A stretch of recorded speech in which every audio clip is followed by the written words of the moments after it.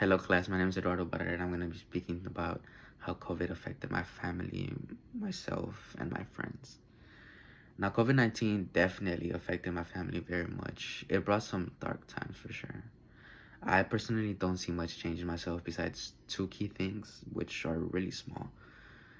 First was because we could not really go anywhere.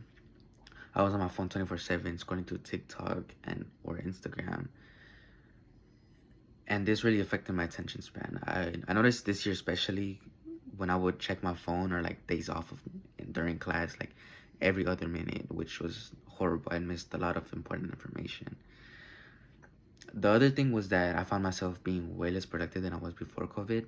I mean, that first year of COVID, I didn't really do anything in class. I did fail, but I guess due to the circumstances, they just let me slide on by, which I'm grateful for, because if not, I would have definitely been held back.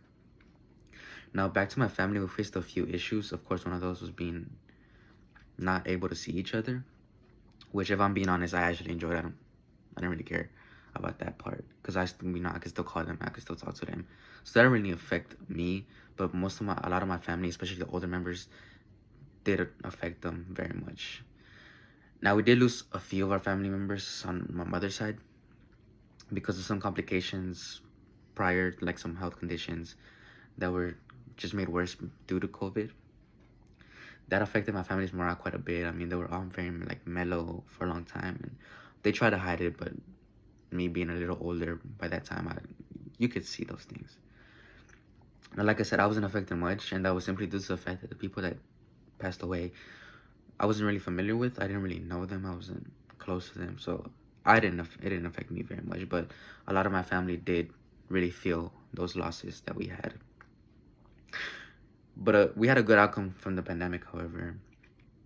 That was because after they saw a lot of people dying because of COVID or conditions intensifying because of that, they started looking out for the health like way more than they did prior to COVID. They started doing a lot of exercising and trying to eat better and be cautious of what they do and habits they had, like smoking and stuff like that, which I must say they did need. So the pandemic wasn't full of bad things. It did have some good things. Now, another person that was really affected by COVID was my current girlfriend. COVID happened while we were in 6th grade, and she had just moved to the States. She was still trying to like assimilate herself with American customs while also trying to learn the language. And as we were young, we didn't have a phone or a computer, so she couldn't keep in contact with her already very limited number of friends here or back home. This made learning English very difficult for her and made her feel very isolated, which led her to later be diagnosed with depression. So she was in a dark spot during that whole pandemic, mainly due to the fact because of the communication problems. But to brighten up the mood, one of my short-term goals is to save up enough money to buy up the pink couch that I've been looking for a while. It's nice, pink, it's pretty affordable. It's a little small, but I mean, my room ain't the biggest thing, so it works out for me. And then the second thing would be to also get accepted to the University of Houston under early action.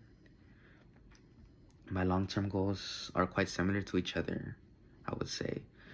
I would first like to take over my uncle's distribution company, since it is not very hard to manage and it's very small. Then once I feel like I've have enough money and experience, I would like to start my own business, which I'm leaning towards starting an accounting firm, but it all really just depends on what I decide to major in college, as I'm still between accounting or marketing. Thank you.